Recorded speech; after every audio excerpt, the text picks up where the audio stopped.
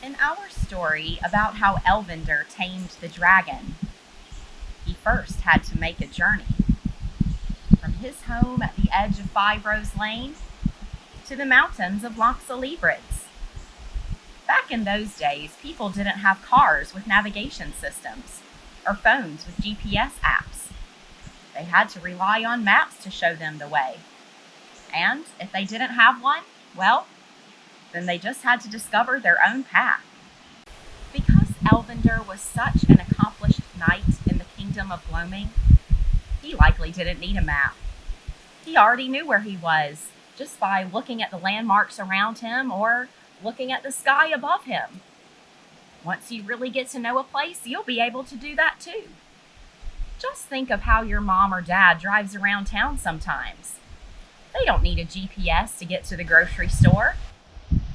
That's because they've already been there, at least 1,000 times. I bet you could make a map that shows how to go from your house to your favorite spot in town. Think about each step you take along the way. Do you turn left or right out of your driveway? Then what? And what next? Just think about each thing you pass by on your way to this place and make a note of it on your map. Elvinder and Lolive made separate journeys back to Five Rose Lane. If you'll remember, Elvinder returned first because he had to show the dragon heart to the king. And Lolive came a year later because she had to stay with her hatchlings until they were ready to survive on their own. Before Elvinder left Lolive's side, he gave her a map of Gloaming so that she would know where to find him.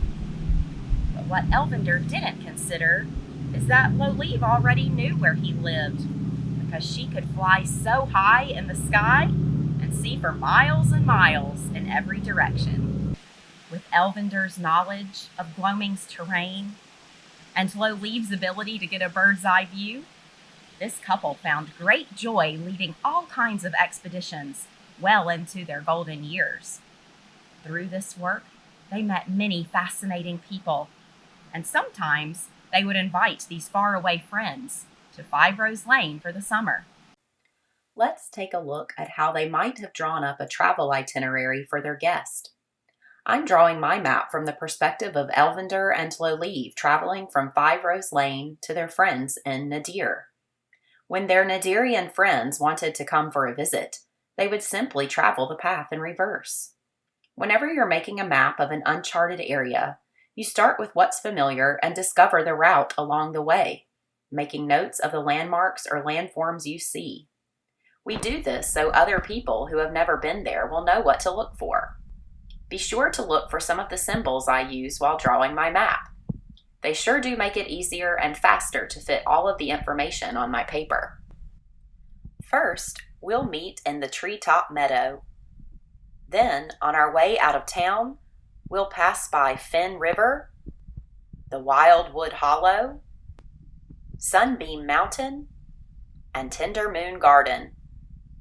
When we get to the part of the street where there are shops and other establishments, we'll need to look for the Friend Street Alley, because that is the only way to go and come from Five Rose Lane.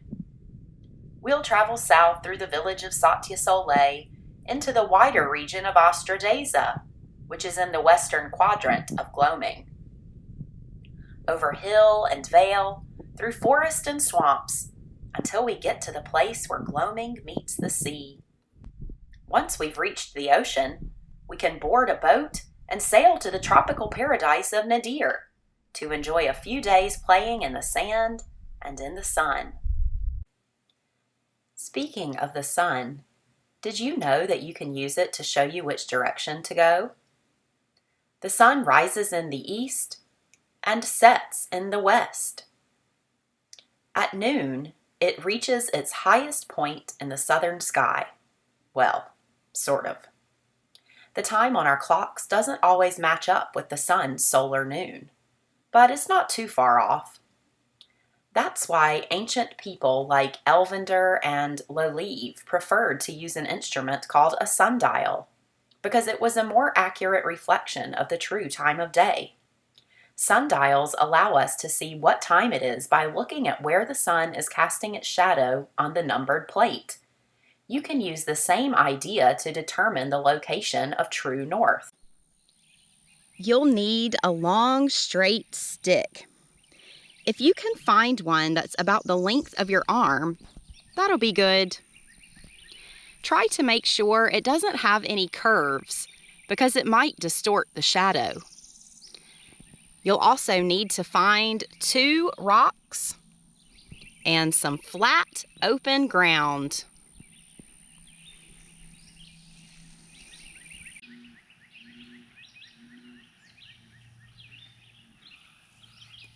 Place the stick into the ground so that it cannot blow over.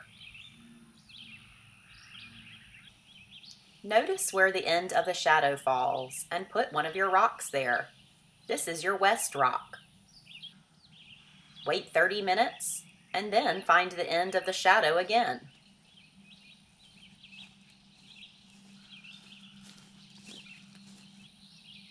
Place your other rock there. This is your east rock.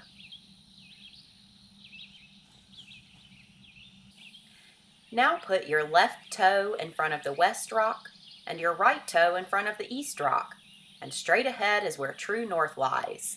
Behind you is south. Which direction do you need to travel to reach your destination? Your map will give you a clue. In today's times, we have so many tools for helping us to navigate the world that it might seem a bit silly to use this method. But it's always a good idea to know the old-fashioned way of doing things too, just in case your tools can't be used for some reason.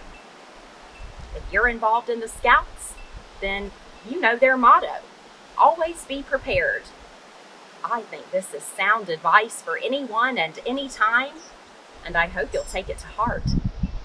Join me again tomorrow as we dive deeper into 5 Rose Lane and the Wildwood Waltz.